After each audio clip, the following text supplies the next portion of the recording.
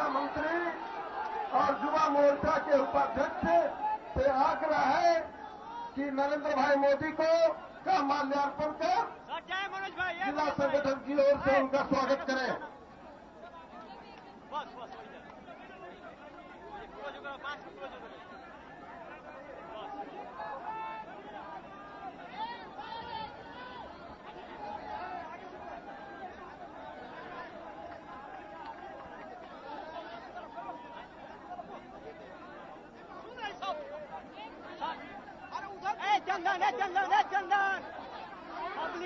अब आप लोगों के सामने बिहार विधानसभा में प्रतिपक्ष के नेता जो संसद से लेके सड़क तक बिहार की आवाज को उठाते रहते हैं, मैं उनसे आग्रह करता हूं कि वे आए और आपको संबोधित करें। आदरणीय नंदकिशोर यादव जी। आज के नवादा के चुनावी सभा में मंच पर विराजमान 125 करोड़ लोगों के दिलों के धड़कन, भारत के भावी प्रधानमंत्री आदरणीय नरेंद्र मोदी जी, भारतीय जनता पार्टी के प्रदेश के अध्यक्ष मंगल पांडे जी, नवादा संसदीय क्षेत्र से भारतीय जनता पार्टी के उम्मीदवार और बिहार के वरिष्ठ नेता गिरिराज सिंह जी, बिहार सरकार के पूर्व मंत्री सत्यदेव नारायण नायर जी, माननीय विधायक कन्हैया रजवार जी, अनिल कुमार जी, सुरेंद्र सिन्हा जी, मंच पर बैठे हुए भाजपा, लोक जनशक्ति पार्टी और राष्ट्रीय लोक समता पार्टी के नेतागण, सभा में उपस्थित सम्मानित भाइयों और बहनों, आपका ये अपार समूह इस बात का संकेत दे रहा है कि नवादा के लोगों ने नरेंद्र भाई मोदी के पक्ष में मत देने का अपना मन बना लिया। लेकिन जैसे जैसे आपका समर्थन मोदी जी के साथ जुड़ता जा रहा है, जैसे जैसे आप मोदी जी के दीवाने होते जा रहे हैं, बिहार के दो नेता के पेट में दर्द बढ़ने लगा है, उनको तितकी लग रहा है। एक वो कह रहे हैं, लालू जी आजकल कह रहे हैं कि हम रथ रोक लेंगे। कौन रोकेगा रथ? कोई माइक करार बिहार में पैदा नहीं हुआ है जो नरेंद्र मोदी के रथ को रोकने का काम कर सकता है। लालू जी याद रखिए, नरेंद्र भाई मोदी केवल गुजरात के मुख्यमंत्री नहीं है, ये द्वारका से आए हैं, कृष्ण का आशीर्वाद लेके आए हैं, और कृष्ण का जो आशीर्वाद लेके आएगा बिहार में कोई उसको रोकने का साहस नहीं कर सकता है। बिहार के लोगों को यही फरमान भाइयों आपसे कहना चाहते। नीतीश कुमार जी विकास की बात करते हैं, कौन किया बिहार में विकास? हम सरकार में शामिल थे, इससे बिहार का विकास हुआ। जब तक हम सरकार से अलग हो गए, आपकी हालत खराब हो गई।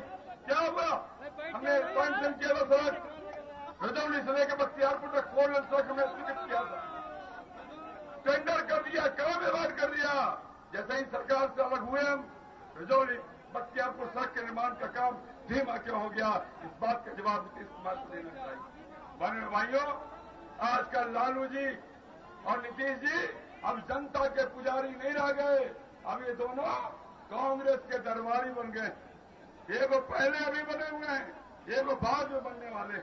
हम आपसे विनती करने आए, हम आपसे प्रार्थना करने, हम जानते हैं नरेंद्र भाई मोदी के आने के बाद आप उनकी बात को सुनना चाहते हैं, और इसलिए हम आपसे प्रार्थना करना चाहते हैं, बंद करो अब जाति पाति का बंधन, बंद करिए बाकी चीजें।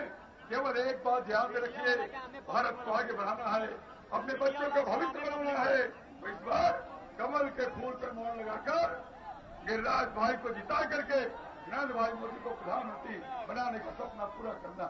करिएगा ना? अरे वोट दीजिएगा ना? जीतेंगे ना गिरिराज जी?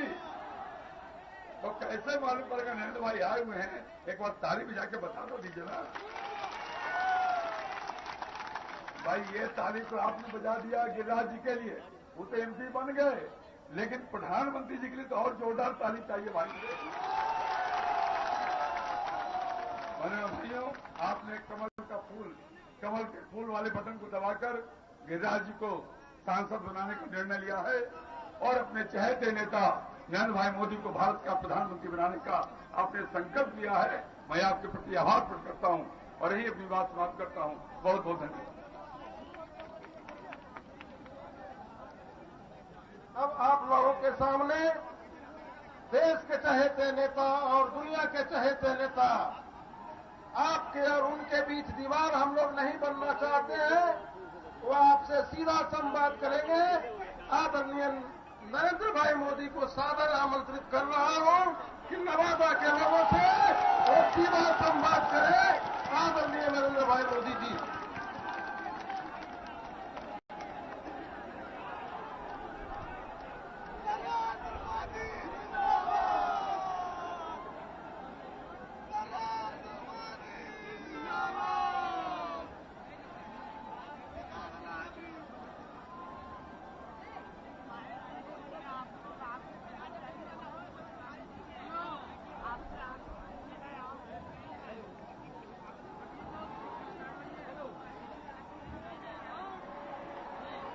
भारत माता की।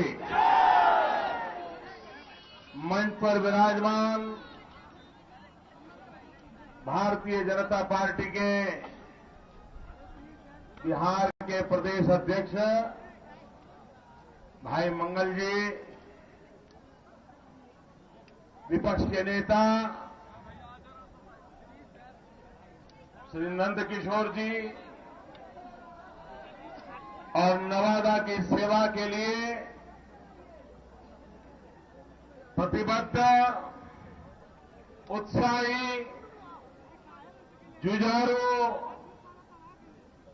उम्मीदवार मेरे परम मित्र भाई श्री गिरिराज जी, मंच पर विराजमान सभी वरिष्ठ महानुभाव और विशाल संख्या में पधारे हुए भारत के भाग्य विधाता मेरे भाइयों और बहनों,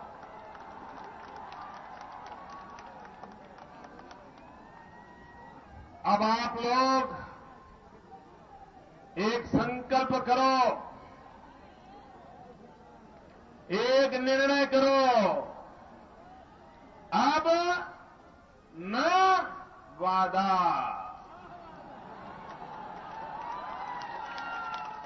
क्या करोगे संकल्प? न वादा। अब तो होना चाहिए इरादा।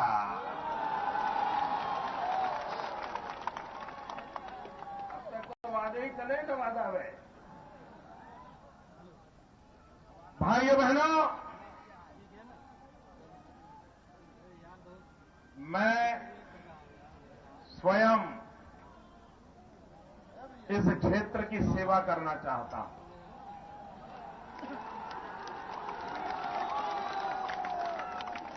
आप मुझे मौका देंगे? मैं सच्चे अर्थ में बताता हूं कि यहां जितनी सरकारें आई, दिल्ली में जरकर सरकारें आई, उन्होंने जो किया है उससे और अधिक शानदार जानदार मैं इस नवादा में इरादा लेकर के कर सकता हूं। और इसीलिए भाई गिरिराज जी को मैंने विशेष आग्रह किया है कि आप मेरे प्रतिनिधि के रूप में इस क्षेत्र के बीड़ा उठाइए और यहां की समस्याओं का समाधान करने के लिए मेरा साथ दीजिए। भाइयों बहनों, गिरिराज जी ने बीड़ा उठाया है और हमारे जो एक मित्र यहां पर है, उनको लगता है कि पूरे बिहार में एक व्यक्ति को अगर हराना है तो उसका नाम है गिरिराज। ऐसा ही है ना? वो ठान करके बैठे हैं। लेकिन भाइयों बहनों, इस बार बिहार की धरती ने रंग बदल दिया है, मोड़ बदल दिया है।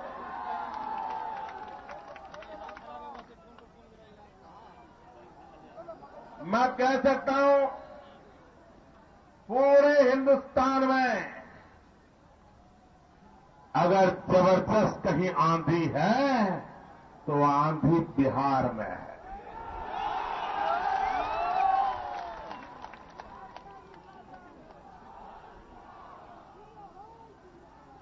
बिहार अब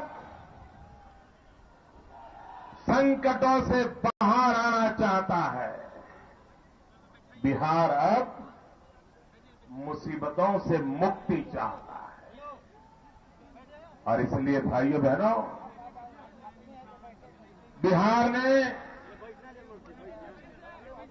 ठान ली है, इस बार दिल्ली में जो सरकार बनेगी वो सरकार बिहार बनाएगा। ये बिहार का मूड है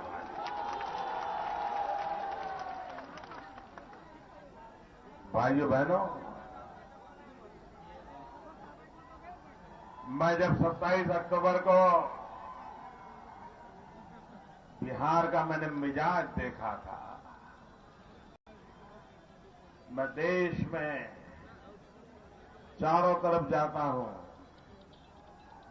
27 अक्टूबर का बिहार की जनता का मिजाज उसकी बात किए बिना रहता नहीं हूं। मैं हैरान था, बम धमाके हो रहे थे,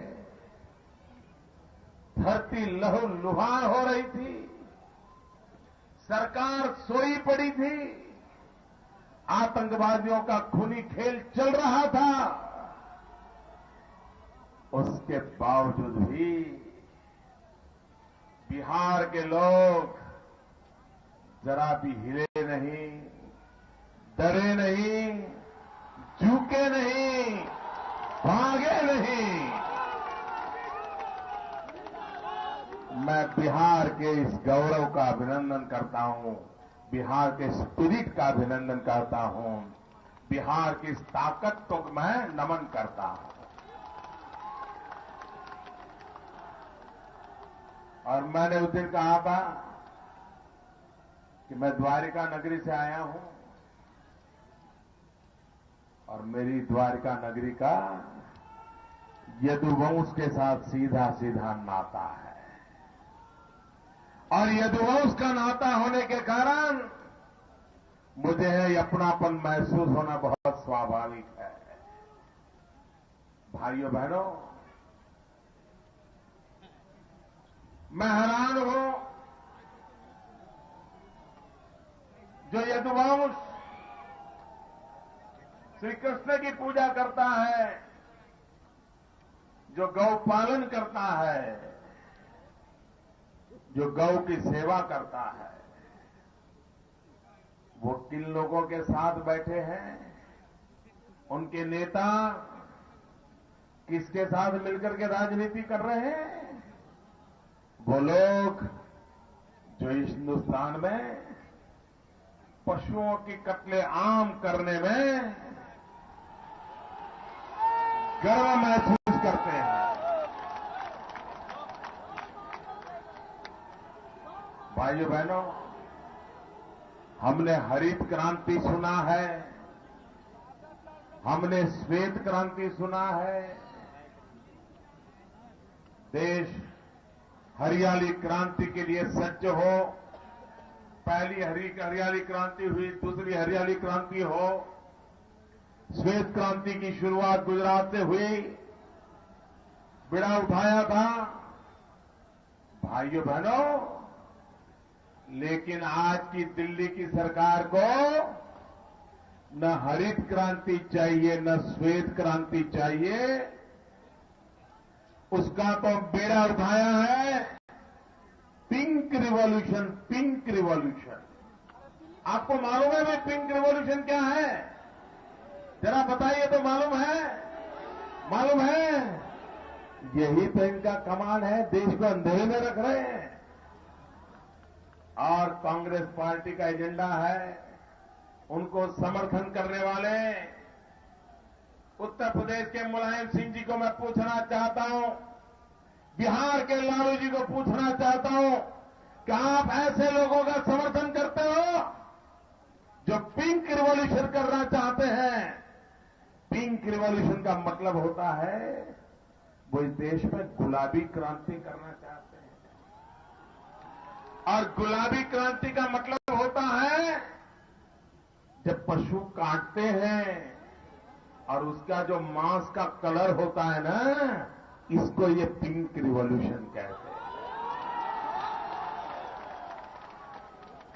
और उन्होंने बड़े गर्व से कहा कि पिछली वर्ष मटन एक्सपोर्ट करने में हिंदुस्तान ने सबसे ज्यादा कमाई की है। गांव के गांव पशुधन काटा जा रहा है, पशुधन की चोरी हो रही है गांव गांव से। बांग्लादेश में पशु चोरी करके ले जाए जाते हैं। हिंदुस्तान के कई कोने में बड़े बड़े स्लॉटर हाउस बने हैं। और इतना ही नहीं भाइयों बहनों, ये दिल्ली में ऐसी सरकार है, वो किसान को तो सब्सिडी देने को तैयार नहीं है। अगर मेरा यदुवंश से जुड़ा हुआ भाई गाय पालन करना चाहे तो उसको सब्सिडी देने को तैयार नहीं है, लेकिन गाय काटने वाला, पशु काटने वाला, देश की दूसरी नदियों को तबाह करने वाला अगर कत्ल खाने करता है तो दिल्ली की सरकार सब्सिडी देती है। भाइयों बहनों, मेरे यहां गुजरात में कॉटन की खेती होती है। अगर कॉटन विलेज में रहते हैं तो उस पर प्रतिबंध लगता है, लेकिन मटन बेचते हैं तो सब्सिडी मिलती है। और इसके कारण जैसे किसी किसान से आप जमीन ले लो तो उसका जीवन तबाह हो जाता है, वैसे ही किसी पशुपालक के पास से, किसी किसान के पास से पशु ले लो तो उसका जीना मुश्किल हो जाता है। लेकिन दिल्ली में बैठी हुई सरकार को न इस देश की संस्कृति का पता है, न इस देश की परंपराओं का पता है, और न ही देश के पशुपालकों के लिए पशु कितना पवित्र होता है, उपयोगी होता है, ये दिल्ली में बैठे हुए लोगों को अंदाज नहीं है। और इसलिए भाइयों बहनों, वो पिंक रिवॉल्यूशन का बीड़ा उठाए हुए हैं। भाइयों बहनों, आप मुझे कहिए, दिल्ली में 2004 से मैडम सोनिया जी की सरकार है, 10 साल हो गए। आपके जीवन में कोई बदलाव आया है? ऐसे नहीं, पूरी ताकत से बताओ। आपके जीवन में कोई बदलाव आया है? आपके गांव में कोई बदलाव आया है? आपको सुरक्षा में कोई सुधार हुआ है? कानून व्यवस्था में सुधार हुआ है? नौजवानों को रोजगार मिला है? किसानों को खेत में पानी मिला है? माताओं बहनों को सम्मान मिला है? भाइयों बहनों, 10 साल के बाद अगर दिल्ली की सरकार आपको इतना नहीं दे पाई तो ऐसी सरकार को सहना चाहिए, ऐसी सरकार को रहना चाहिए, ऐसी सरकार को झेलना चाहिए। और इसलिए भाइयों बहनों, समय की मांग है कि हम हिंदुस्तान को कांग्रेस मुक्त करें, हिंदुस्तान को यूपीए से मुक्त करें। भाइयों बहनों, कुछ दिन पहले कांग्रेस पार्टी ने एक धोखा पत्र जारी किया, धोखा पत्र, घोषणा पत्र नहीं, धोखा पत्र। और उस धोखा पत्र में उन्होंने एक बात कही है कि अगर उनकी सरकार बनेगी तो वे 10 करोड़ नौजवानों को रोजगार देंगे। भाइयों बहनों, 2009 के चुनाव में भी कांग्रेस पार्टी ने 10 करोड़ नौजवानों को रोजगार देने का वादा किया था। मैं जरा पूछना चाहता हूं, यहां कोई है जिसे दिल्ली सरकार ने रोजगार दिया हो? कोई है जिसे रोजगार मिला हो? कोई है आपके गांव में जिसको रोजगार मिला हो? आप किसी को जानते हो जिसको रोजगार मिला हो? भाइयों बहनों, 2009 में वादा किया, वही वादा 2014 में करें और काम कुछ भी न करें तो इनको आप धोखा पत्र कहोगे कि नहीं कहोगे? ये धोखा पत्र है कि नहीं है? और इसलिए भाइयों बहनों, मैं आपसे अनुरोध करने आया हूं कि हमारे देश में अब हर क्षेत्र में धोखाधड़ी बढ़ रही है। हर क्षेत्र में जनता जनार्दन को लूटा जा रहा है। भाइयों बहनों, आप मुझे बताइए, हिंदुस्तान में भ्रष्टाचार होता है कि नहीं होता है? जरा पूरी ताकत से बताओ, भ्रष्टाचार होता है कि नहीं होता है? ये चोरी का माल ये विदेशी बैंकों में रखते हैं कि नहीं रखते हैं? ये काला धन विदेशी बैंकों में है कि नहीं है? जरा बताओ तो, काला धन विदेशी बैंकों में है कि नहीं है? क्या ये काला धन वापस लाना चाहिए? विदेशों से पाई पाई वापस लानी चाहिए? ये चोर लुटेरों के रुपये हिंदुस्तान के गरीबों को देने चाहिए? भाइयों बहनों, आप सब तो हाँ कह रहे हो, कोई ना नहीं कह रहा है। क्यों? आप ना नहीं कह रहे हो? क्यों ना नहीं कह रहे हो? आप इसलिए ना नहीं कह रहे हो क्योंकि आपका तो 1 रुपया है ही नहीं। जब आपका रुपया विदेशों में नहीं है तो आपका हाँ कहने में क्या जाता है? तो ना कौन कहता है भाइयों? काला धन वापस लाने के लिए ना करने वाले कांग्रेस पार्टी के लोग हैं, दिल्ली में बैठी हुई सरकार के लोग हैं। उनको काला धन वापस नहीं लाना है क्योंकि ये चोर लुटेरों के पैसों की वो रक्षा करना चाहते हैं। और इसलिए भाइयों बहनों, मैं आज आपको वादा करता हूं, मैं आपको विश्वास दिलाता हूं कि दिल्ली में हमारी सरकार बनने के बाद देश को लूट करके जो रुपये विदेशों में ले गए गए, वो काला धन विदेशों से वापस लाया जाएगा और गरीबों के कल्याण के लिए वो खर्च किया जाएगा। भाइयों,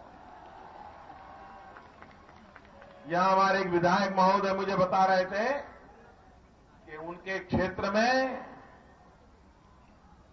सैकड़ों गांव ऐसे हैं जिन्हें पीने का पानी मुहैया नहीं हो रहा है, पीने का पानी नहीं मिल रहा है। पंचायत की पंचायतें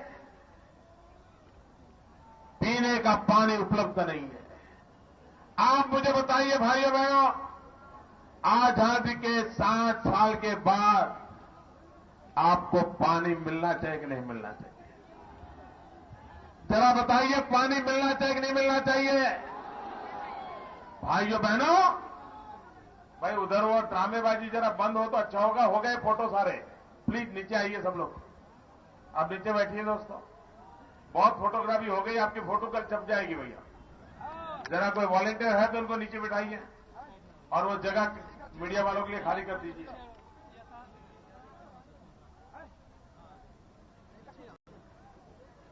भाइयों बहनों, आजादी के 60 साल के बाद पीने का पानी उपलब्ध होना चाहिए कि नहीं होना चाहिए? आज दिल्ली की सरकार हो या बिहार की सरकार हो, हिंदुस्तान के लोगों को पीने का शुद्ध पानी नहीं दे रही है। और इसलिए भाइयों बहनों, जो आपके खेत में पानी न दें, किसानों का भला न करें, माताओं बहनों को 5-5, 7-7, 10-10 किलो पानी भरने के लिए जाना पड़ता हो, आजादी के बाद ये स्थिति बदलनी चाहिए। और भाइयों बहनों, मैं इरादा लेकर के आया हूं। मैं नवादा में कहता हूं, मैं इरादा लेकर के आया हूं। मैं ये स्थितियों बदलने का पुरुषार्थ करने के लिए तैयार हूं। यहां की सरकार बनाए। यहां पर एक शुगर की चीनी की मिल थी, ताले क्यों लग गए भाई? गन्ना करने की खेती करने वाले किसान का क्या हुआ? क्या आप किसानों की चिंता नहीं कर सकते?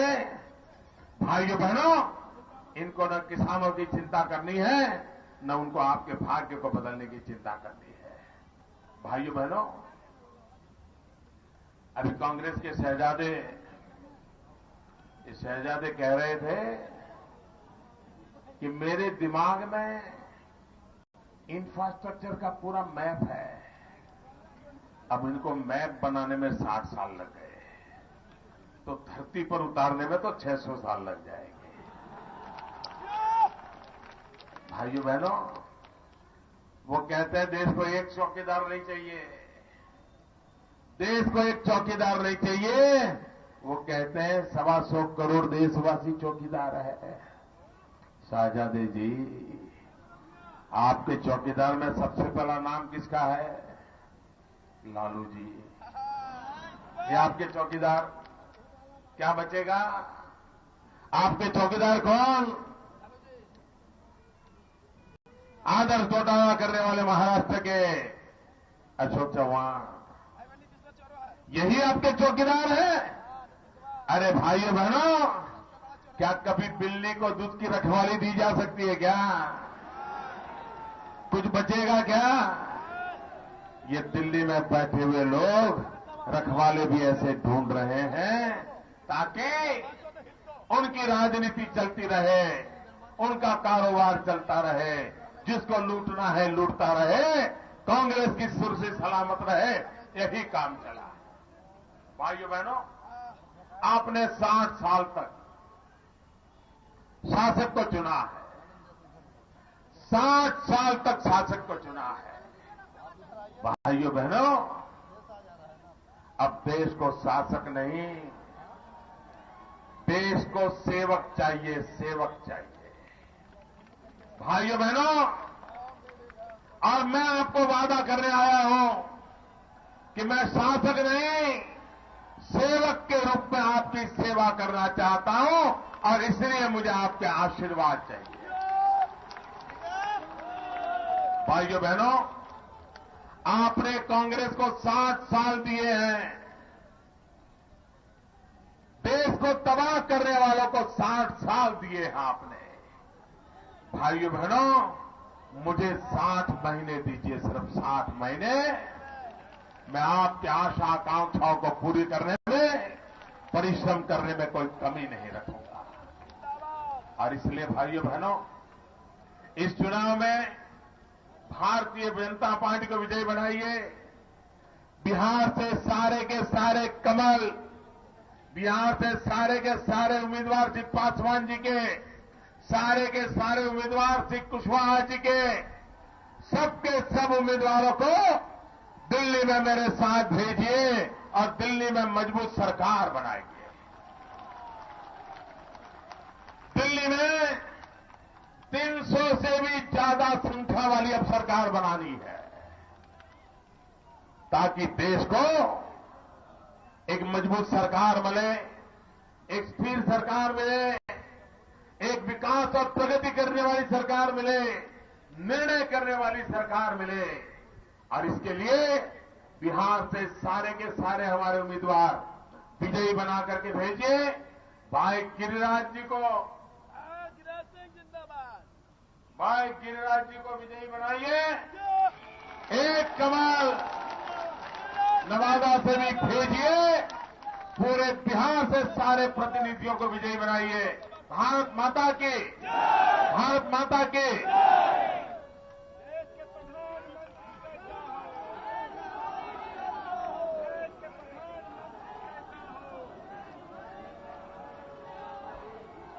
अब आपके चहेते हृदय सम्राट माननीय नरेंद्र मोदी जी का भाषण समाप्त होने के बाद तमाम नवादा जिला के कोने कोने से आए हुए समस्त परिवारों के और नवादा के सपूतों को नमन करते हुए धन्यवाद ज्ञापन करता हूं और सभा की समापन की घोषणा करता हूं। जय हिंद, जय बिहार, जय गिरिराज, जय नरेंद्र मोदी।